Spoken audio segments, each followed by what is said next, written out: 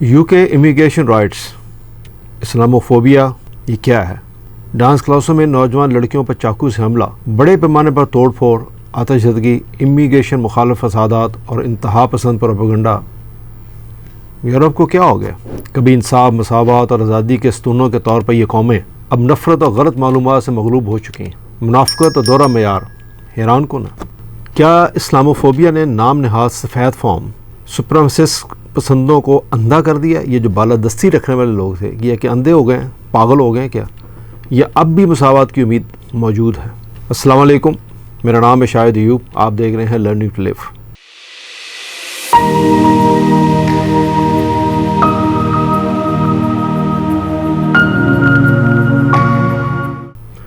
آج ہم 13 سالوں میں برطانیہ کے بدترین فسادات کے پیچھے کی وجوہات پر تبادلہ خیال کریں گے اور ان کے غیر اخلاقی اثرات کا جائزہ لیں گے۔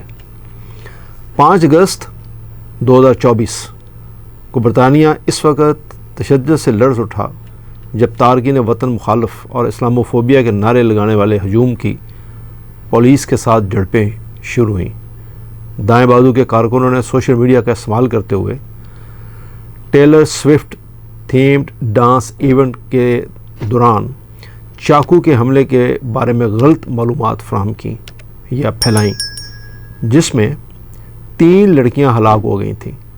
یہ انتہا پسندی مسلمانوں کے خلاف مغربی عوام کی گہری نفرت اور عدم اعتماد کو ظاہر کرتی ہے۔ یہ یاد رکھیے، یہ پہلی دفعہ نہیں ہوا، یہ گاہے بگاہے ہوتا رہتا ہے۔ آپ کو یاد ہوگا قرآن پاک کی بے حرمتی کے بہت سارے واقعات جو ڈنمارک میں بھی ہوئے، سویڈن میں ہوئے اور کافی جگہوں پہ ہوئے۔ مقصد صرف یہی ہوتا ہے کہ مسلمانوں کے جذبات کو بھڑکایا جائے۔ تشدد کے نتیجے میں سینکڑوں گرفتاریاں ہوئیں۔ حکومت کے ریسورسز نے بتایا کہ فسادیوں نے پولیس پر اینٹیں اور دیگر بم پھینکے، دکانوں کو لوٹا گیا اور جو پناہ گزین تھے جن ریسٹورنٹس میں یا ریسٹ ہاؤسز میں ٹھہرے ہوئے ان ریسٹ ہاؤس پہ حملے کیے گئے۔ یہ ایک رپورٹ ہے جو الجزیرہ نے 5 اگست 2024 کو رپورٹ کیا۔ اس سے پتہ چلتا ہے کہ بدامنی اور جنونی صرف بنگلہ دیش جیسے ترقی پذیر ممالک کو پریشان نہیں کر رہے، یہ عالمی بحران ہے۔ عالمی رہنما خود غرضی سے اپنے اور اپنے اتحادیوں کے مفادات کو ترجیح دے رہے ہیں اور معاشی بدحالی اور وسیع پیمانے پر مایوسی کو نظر انداز کر رہے ہیں۔ اس بڑھتی ہوئی مایوسی کو ختم کرنے کے لیے ہمیں اخلاقیات اور اخلاقیات پر مبنی ایک نئے سماجی فریم ورک کی اشد ضرورت ہے۔ جولی رائس نے کہا تھا، مایوسی سے نپٹنے کا بہترین طریقہ یہ ہے کہ اس کے بارے میں آگاہی حاصل کی جائے، یہ سمجھا جائے کہ یہ کیوں موجود ہے اور صورتحال کو تبدیل کرنے کے لیے اقدامات کیا جائیں۔ گارڈین انگلش پیپر کے مطابق برطانیہ کی نئی حکومت بدامنی کو روکنے کے لیے جدوجہد کر رہی ہے۔ وہ فسادات سے نپٹنے کے لیے ماہر پولیس کی ایک مستقل فوج کا اعلان کر رہی ہے، یا اس نے کر دیا ابھی۔ تشدد کا آغاز 29 جولائی کو ساؤتھ پورٹ میں ہوا تھا، جس میں 17 سالہ ملزم ایکسل رڈکوبانا نے 3 نوجوان لڑکیوں کو چاقو مار کر ہلاک کر دیا۔ وہ کارڈف میں روانڈین عیسائی والدین کے ہاں پیدا ہوا تھا، لیکن سوشل میڈیا پر غلط معلومات کے مطابق مشتبہ شخص ایک مسلمان تارکین وطن تھا۔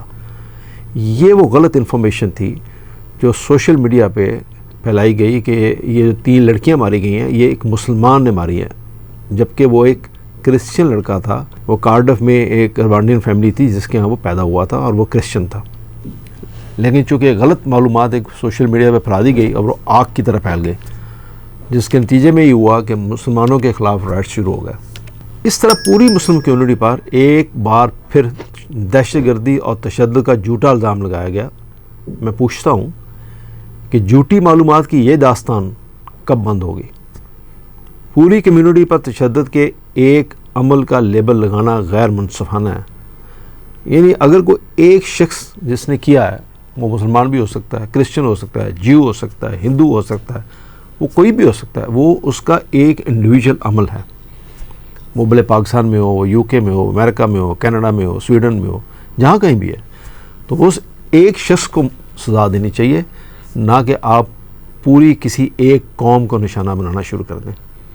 اخلاقیات اور اخلاقیات کے آفاقی قوانین سب پر لاگو ہونے چاہیے، وہ کسی بھی ذات، نسل اور شرعیت سے تعلق رکھتے ہوں، تبھی ہم حقیقی امن کا تجربہ کر سکیں گے۔ صادق خان صاحب کا کہنا یہ ہے کہ دہشت گردی دہشت گردی ہے، چاہے کوئی اسلامی بیانیے سے متاثر ہو یا کسی قسم کی ترغیب سے. یعنی terrorism is terrorism whether someone is inspired by an Islamic narrative or other forms of inspirations. مزید برآں انتہائی دائیں بازو کے انتہا پسندوں کے فسادات روٹرڈم اور ٹیمورتھ تک پھیل گئے ہیں. مانچسٹر، لیورپول، بیلفاسٹ اور دیگر شہروں میں بھی جھڑپیں ہوئی ہیں. CNN 6 اگست 2024 کے مطابق ٹاٹسٹا کے مطابق اپریل 2022 سے 2023 کے درمیان انگلینڈ اور ویلز میں مسلمانوں کے خلاف نفرت انگیز جرائم کے 3400 واقعات ہوئے. یہ ایک چونکا دینے والی تعداد ہے. برطانیہ میں اسلاموفوبیا ایک سنگین تشویشناک مسئلہ بن چکا ہے، جس کی علامت مسلمانوں کے خلاف بڑھتے ہوئے نفرت انگیز جرائم اور امتیازی سلوک ہے. یہ خالی برطانیہ میں بھی ہو رہا اور بھی بہت سارے ملکوں میں ہو رہا ہے، جیسے میں نے آپ سے عرض کیا سویڈن میں، ڈینمارک میں اور بہت سارے ملکوں میں. میڈیا میں تعصب، سیاسی بیان بازی اور سوشل میڈیا پر غلط معلومات اکثر مسلمانوں کو انتہا پسند کے طور پر پیش کرتی ہیں، جس سے خوف اور دشمنی کو ہوا ملتی ہے. اس سے برطانوی مسلمانوں کی روزمرہ کی زندگی متاثر ہوتی ہے، جس کے نتیجے میں زبانی بدسلوکی اور جسمانی حملے بھی ہوتے ہیں. انتہائی دائیں بازو کے گروہوں کے عروج اور ان کے پروپیگنڈے نے مسئلے کو مزید خراب کر دیا ہے. ہمیں فوری طور پر اس مسئلے کا مقابلہ کرنے کے لیے رواداری اور تفہیم کو فروغ دینے کی ضرورت ہے. نیو یارک ٹائمز کے ایک پبلک اسپیکر ہیں وجاہت علی. ان کا کہنا یہ ہے کہ اسلاموفوبیا جو ہے وہ صرف اسلام کا خوف نہیں ہے، یہ بیسیکلی کسی چیز کو قبول کرنے سے انکار ہے. دنیا جو ہے وہ بہت سارے ڈفرینٹ عقائد پہ مبنی ہے. ڈیفینیٹلی بہت سارے ڈفرینٹ عقائد ہیں، وہ سب جگہ سب ملکوں میں رہتے ہیں. تو اب سب کو اس کو قبول کرنا ہوگا، اس کو منفیلی لینا ہوگا. برطانوی حکومت ملک بھر میں ہونے والے شدید تشدد سے کافی پریشان ہے. لیبر پارٹی کی تجربہ کار رکن پارلیمنٹ ڈیانا ایبٹ نے ٹویٹر کے اوپر اپنی تشویش کا اظہار کرتے ہوئے کہا ہے کہ ملک بھر میں تارکین وطن مخالف فسادات بڑے پیمانے پر انپریسیڈنٹڈ ہیں، جس سے جان، مال اور پولیس فورس کو کافی خطرات لاحق ہیں. انہوں نے اس بات کا ذکر کیا کہ ملک ابھی اس وقت ان کو ہینڈل کرنے کے لیے شاید پوری طرح تیار نہیں ہے. اور انہوں نے قانون سازی کے خلاف کی نشاندہی بھی کی، جس سے انتہا پسندوں کو بغیر کسی سزا کے کام کرنے کی اجازت ملتی ہے.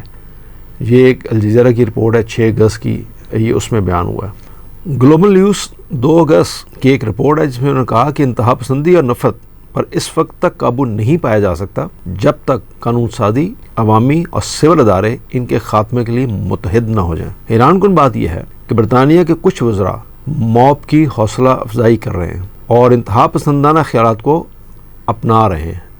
یہ بحران صرف برطانیہ تک محدود نہیں ہے، یہ پوری مغربی دنیا میں پھیل چکا ہے. 2 اگست کو کینیڈا میں کرنسی ایکسچینج کی ایک دکان کا مالک اس وقت شدید زخمی ہو گیا جب ایک مبینہ سفید فام شخص نے اسے آگ لگا دی اور اسے تجزیہ کار ایک خوفناک اسلاموفوبیا حملہ قرار دے رہے ہیں.